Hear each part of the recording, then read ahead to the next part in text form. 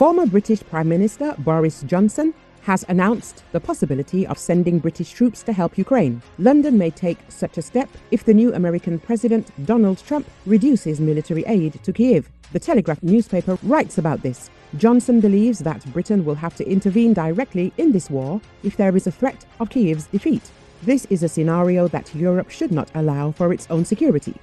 If Ukraine falls, we will face an even greater threat on our borders, on the borders of Europe, where democracies will come into contact with Russia. The former Prime Minister said. He specified that the grave consequences of the Ukrainian defeat will be felt, first of all, by the Baltic countries and Georgia. It will also shake up the Pacific region. I want to appeal to people who do not understand why we should support the Ukrainians, because otherwise our collective security will be undermined by a stronger Russia. Different parts of Europe will be under threat, Johnson said.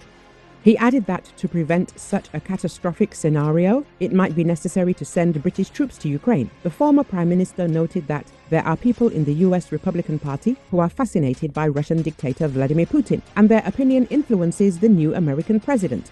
At the same time, according to him, it cannot be said that Trump will immediately give up Ukraine as soon as he returns to the White House. This is the same Trump who made a huge contribution to the fate of Ukraine when he authorized the delivery of Javelins to it.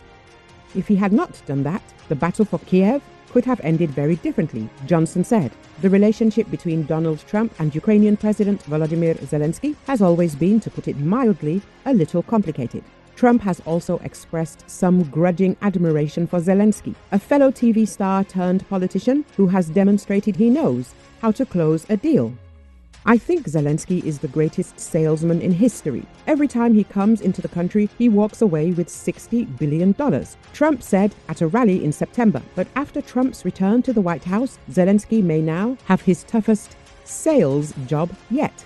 Trump himself has blamed Zelensky for starting the war. He has also promised to end the fighting in 24 hours once in office. It's not clear how he plans to do that, but Vice President-elect J.D. Vance has suggested it would involve freezing the current front lines in place and Ukraine declaring its neutrality and giving up its ambitions to join NATO.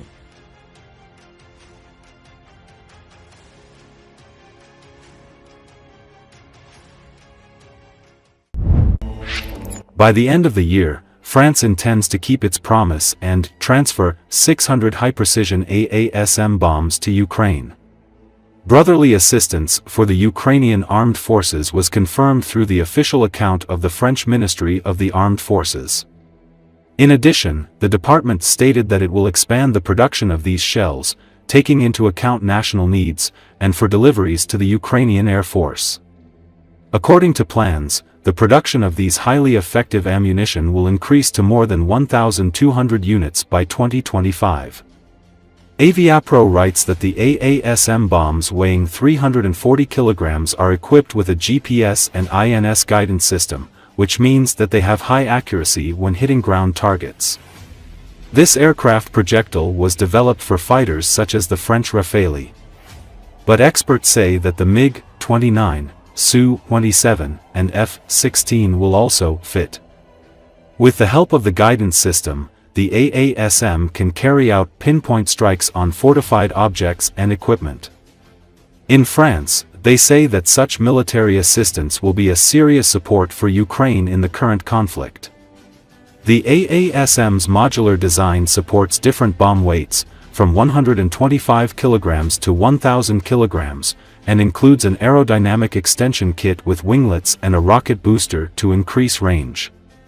The AASM, also known as the Hammer, is a versatile French air-to-surface weapon developed by Safran Electronics and Defense, suitable for both close air support and long-range strike missions.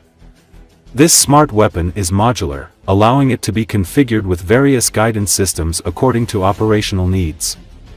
The most common version integrates a hybrid inertial navigation system and GPS for guidance, achieving high accuracy with a circular error probability of about 10 meters.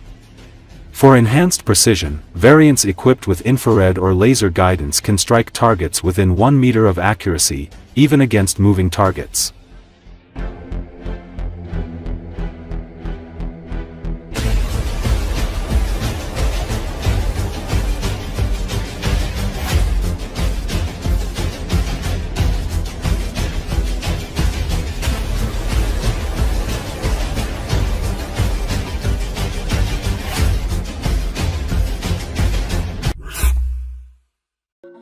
The Ukrainian General Staff has deployed its best and best-equipped brigades in the Kursk region. This contrasts with the use of weak and exhausted brigades that are constantly forced to retreat in the Donbass, writes the Spanish newspaper El País. In Sumy region, there is such intense artillery fire, aircraft flights and armored vehicle movement that it is strange compared to Ukraine's weak position in the hot spots of Donbass. The military interviewed in late October in this region insist that if they need anything, it is more weapons. They are clearly better in numbers than their brigades, which are retreating in the south of Donetsk region, the publication says. No one complains about the lack of soldiers in the Kursk operation. The rotation of fighters occurs every 10 days, and in the beginning it was even every 3 days, says a Ukrainian fighter. At the same time in Donbass, in particular in the Kurakovo region, the average time spent by infantry on the front line is 25 days, representatives of 4 different brigades told the newspaper. In the battles in Kursk region, Ukrainian troops even go on the offensive and sometimes make new territorial gains, which is unthinkable on the front inside Ukraine, the authors of the publication add. It is in Kursk that mechanized and armored regiments equipped with Western equipment are fighting. Thus, the 47th Mechanized Brigade, which is fully equipped with NATO weapons and has well-trained personnel, is fighting here on American Abrams tanks and Bradley infantry fighting vehicles, which directly attack Russian positions. The invasion of the Kursk region is a personal bet for President Volodymyr Zelensky, and not only his political fate, but also the fate of the country depends on the success of the operation. Demonstrating to Russia that it is vulnerable and that its territory is also under threat is one of the 5 points of the victory plan, El País notes. At the same time, the newspaper notes that not everyone in Ukraine understands the need to conduct the Kursk operation at a time when Ukrainian troops are forced to retreat in Donbass. Perhaps our leaders have some big secret plan, otherwise I don't understand why our best brigades are in Kursk region, while our defense in Ukraine is falling apart. The newspaper quotes Ukrainian General Dmitry Marchenko, who recently announced his dismissal from the army.